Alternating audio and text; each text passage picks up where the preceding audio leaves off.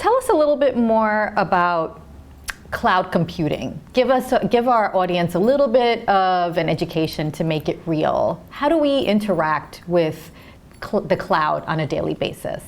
Well, I think whether you realize it or not, most of us are interacting with the cloud on a daily basis in ways that we're aware of and in ways that we may not be aware of. Essentially, cloud computing is the on-demand delivery of IT resources over the internet. And what's unique about it is it uses a pay-as-you-go pricing model. So instead of having to buy and own and maintain a lot of physical hardware and data centers, you can access services that would normally be provided by those servers, but you don't have to maintain them. And so you can gain access to things like compute, storage, network, database, bandwidth on an as-needed basis, and then only pay for what you're actually consuming or using. And you do that through cloud providers like AWS and others. AWS powers quite a few customers that I'm sure you're familiar with. Customers like Airbnb, Netflix, and Zoom all run on AWS. So when you're using them, you're actually using AWS as well.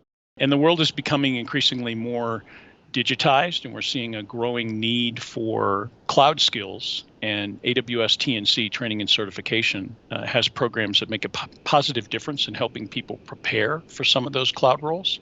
For example, Amazon is committed to help 29 million people get access to free cloud training computing skills between now and the end of 2025.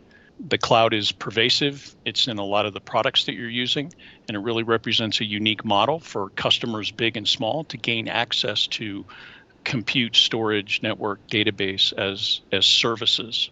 How is this different than what things were like 10 years ago or even 20 years ago when it comes to things around computing and storage?